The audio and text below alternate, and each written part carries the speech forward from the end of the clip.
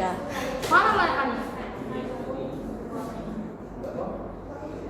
Assalamualaikum warahmatullahi wabarakatuh. Waalaikumsalam warahmatullahi wabarakatuh. Selamat pagi dan salam sejahtera untuk kita semua. Yang saya hormati Ibu Purwati Widyastuti selaku dosen pengampu akuntansi keuangan 2, dan yang saya banggakan teman-teman sekalian. Di sini kelompok 9 akan mempresentasikan kewajiban jangka pendek dan kontingensi yang awalnya akan dibawakan oleh Rima. Baik, di sini kita akan membahas apa itu kewajiban jangka pendek dan juga kontingensi. Di sini kita dalam pembahasan kali ini kita akan membahas pendahuluan, lalu pengakuan kewajiban jenis-jenis kewajiban jangka pendek, pengakuan kewajiban jangka pendek, kontingensi, pengakuan dan pengungkapan kontingensi dan ringkasan. Baik, yang pertama pendahuluan. Teman-teman pasti sudah tahu kan apa itu kewajiban atau liabilities?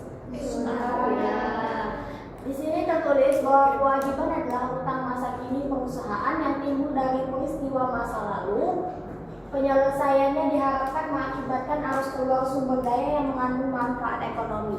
Jadi kewajiban ini timbul karena ada suatu transaksi yang terjadi di masa lalu.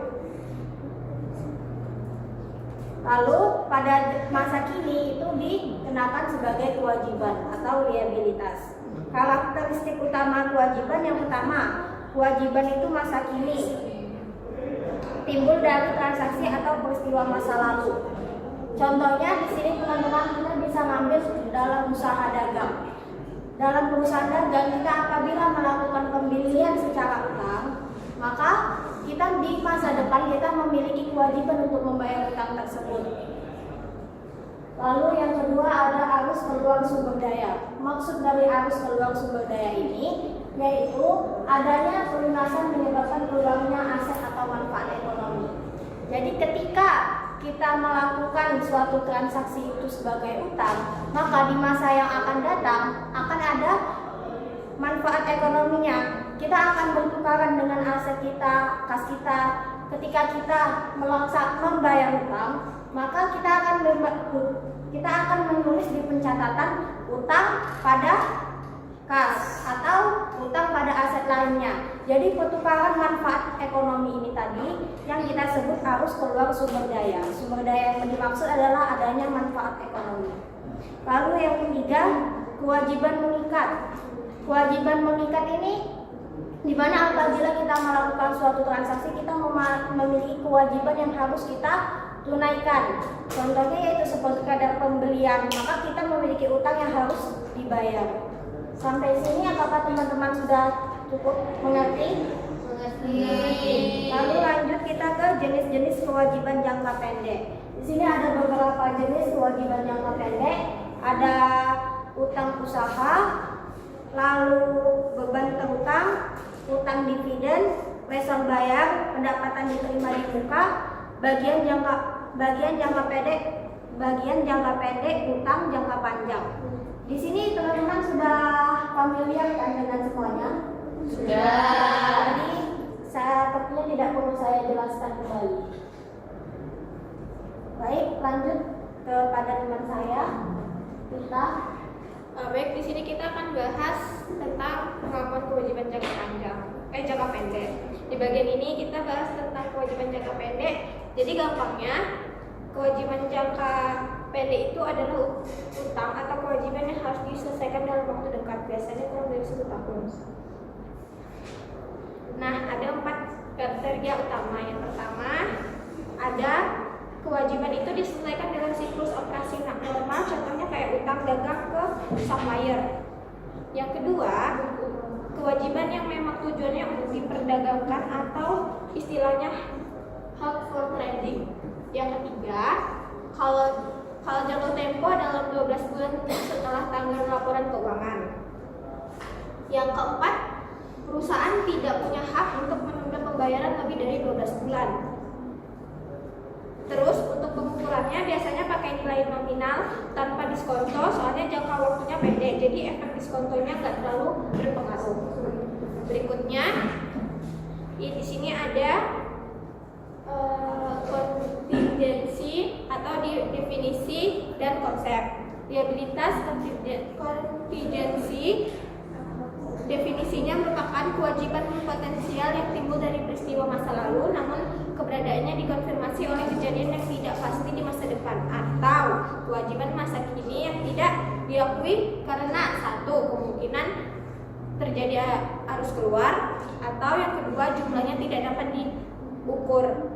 Contohnya gugatan hukum, garansi produk, sengketa pajak, dan jaminan kepada pihak ketiga. Kemudian aset kontingensi definisinya aset potensial yang timbul dari peristiwa masa lalu, keberadaannya dikonfirmasi oleh satu atau lebih kejadian tidak pasti yang tidak sepenuhnya berada dalam kendali entitas. Prinsip kehati-hatian, yakni aset kontingensi tidak diakui dalam laporan keuangan, hanya diungkapkan apabila arus masuk manfaat ekonomi kemungkinan besar atau probable terjadi. Contohnya, klaim asuransi yang terjadi yang sedang diproses, tuntutan balik kepada pihak ketiga. Kemudian di sini di slide ketujuh, tingkat kemungkinan atau probability threshold. Yang pertama itu sekiranya kalau kemungkinan lebih dari 95% atau hampir pasti itu diakui sebagai provisi. Nah, kalau lebih dari 50% masih juga diakui sebagai provisi. Kalau antara 5% sampai 50% itu belum diakui, tapi harus diungkapkan di catatan laporan keuangan. Dan kekurangan dari 5% itu dianggap kecil banget,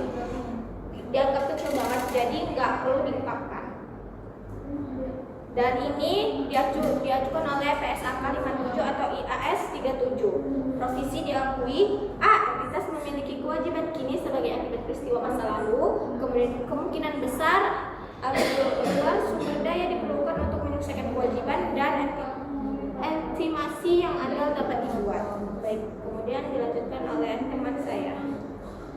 Baik, setelah kita memahami konsep kontingensi, sekarang kita masuk ke pertanyaan utamanya. Kapan kontingensi diakui dan kapan cukup diungkapkan saja?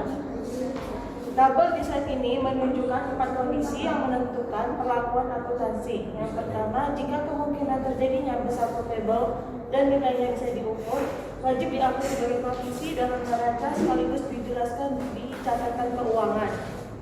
Jika probable tapi tidak bisa diukur, tidak diakui namun tetap diungkapkan keterbatasannya. Jika hanya mungkin terjadi possible, tidak diakui tapi wajib diungkapkan di catatan atas laporan keuangan. Jika kemungkinan kecil atau remote, tidak perlu diakui maupun diungkapkan. Lalu apa saja yang konkret harus ditulis dalam catatan keuangan saat ini? Membaginya ke dalam 3 kelompok. Kolom pertama, kewajiban jangka pendek. Harus mencantumkan rincian tiap jenis kewajiban, nilai nominal beserta tanggal jatuh tempo, tingkat bunga jika kewajiban tersebut berbunga, dan informasi jaminan atau agunan yang diberikan kepada kreditur. Kolom kedua, provisi, liabilitas kontingensi yang sudah diakui. Harus ada rekonsiliasi nilai tercatat dari awal hingga akhir periode, termasuk provisi baru yang ditambahkan, jumlah yang digunakan dan dikembalikan provisi yang tidak jadi dipakai. Selain itu, jelaskan sifat kewajiban dan estimasi kapan akan diselesaikan. Kolom ketiga, kontingensi yang tidak diakui. Walaupun tidak masuk neraca, perusahaan tetap wajib memberikan gambaran sifat kontingensi tersebut, estimasi dampak keuangannya jika bisa dihitung, indikasi ketidakpastian waktu atau jumlah, dan apakah ada potensi penggantian dan pihak lain seperti klaim asuransi.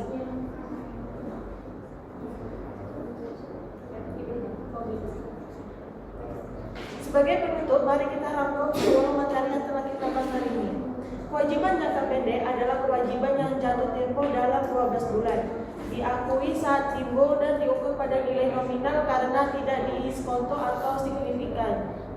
Jenis utamanya meliputi utang usaha, hasil bayar, beban utang, pendapatan diterima di muka, dan utang dividen. Kontingensi adalah kewajiban atau aset potensial yang keberadaannya bergantung pada kejadian tidak pasti di masa depan. Threshold atau pengakuan mengikuti prinsip probable tanpa terukur sama dengan diakui sebagai provisi atau provisi. Possible, kalau possible diungkapkan saja, remote diabaikan. Pengungkapan dan CLK harus memuat sifat estimasi nilai, ketidakpastian, dan perkiraan faktor penyelesaian. Sekian presentasi dari kelompok 9. Jika rekan-rekan ada yang ingin ditanyakan, silakan, dipersilahkan. Baik, Saudari Olive, dipersilahkan. Ingin bertanya, mengapa kewajiban jangka pendek umumnya diukur pada nilai nominal bukan nilai kini? Baik, apakah mau langsung dijawab? Langsung dijawab. Apa bisa diulangi sekali lagi pertanyaannya? Mengapa kewajiban jangka pendek umumnya diukur pada nilai nominal bukan nilai kini? Baik, sebelumnya kita ke jangka pendek ya, kewajiban jangka pendek. Kewajiban jangka pendek itu biasanya umumnya itu akan jatuh tempo pada 12 bulan atau 1 tahun. Maka dari itu kita tidak mengikuti nilai masa kini karena kemungkinan untuk seperti untuk diskonto itu tidak terlalu berpengaruh signifikan. Makanya itu pembayarannya mengikuti nilai nominal awal karena dia bakalan selesai dalam tempo 12 bulan. Apakah cukup? Terima kasih. Sama-sama. Selanjutnya, apakah ada lagi yang ingin bertanya?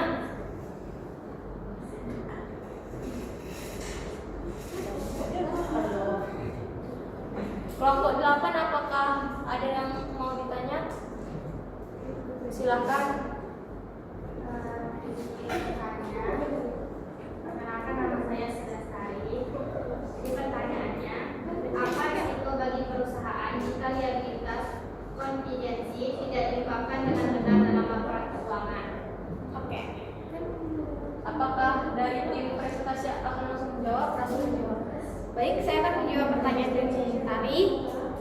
Tadi resiko perusahaan ya, untuk liabilitas kontingensinya tidak diungkapkan. Ini nih, jika liabilitas kontingensi tidak diungkapkan dengan benar, maka laporan keuangannya itu bisa jadi tidak wajar dan menyesatkan karena penggunaan laporan tidak mengetahui potensi kewajiban yang mungkin timbul di masa depan. Hal itu dapat mempengaruhi keputusan investor,